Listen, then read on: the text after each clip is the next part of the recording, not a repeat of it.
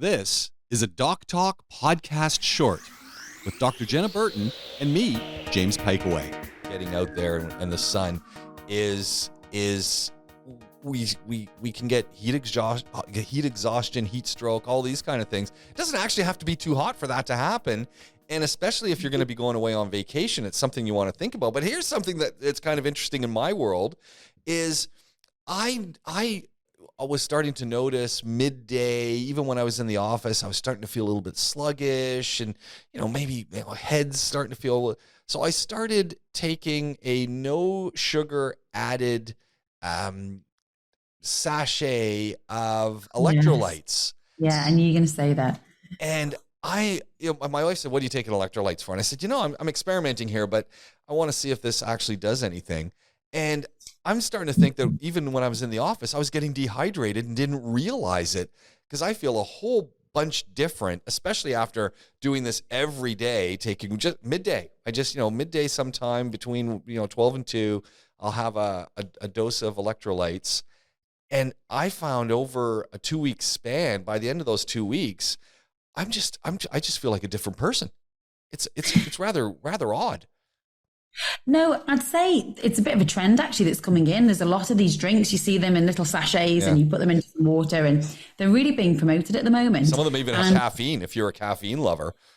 They do. My issue with them is that they often have a lot of sweeteners and there's a huge amount of the population that got massive GI issues and inability to digest artificial sweeteners. So just be careful that that's not you before you take them. But absolutely, electrolyte drinks, especially if you're going to be in sport, you're working outside, you're exercising outside even more so. Yeah, they're brilliant.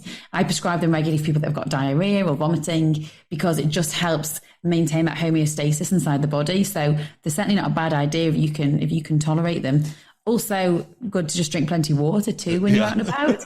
And don't forget, I talked about sort of zinc and titanium oxide that you can get in your sunscreen. What about the actual physical barrier of a sun hat? You always wear your sun top, don't you, when you're in the sunshine? Absolutely. Keeping cool in the pool, but being aware that when you're in the pool, that also you're not actually aware of how hot it is getting. When people start to suffer with heat exhaustion, it's when people start to feel dizzy, they can feel a bit sick, the body is struggling to maintain the temperature that they should be at internally.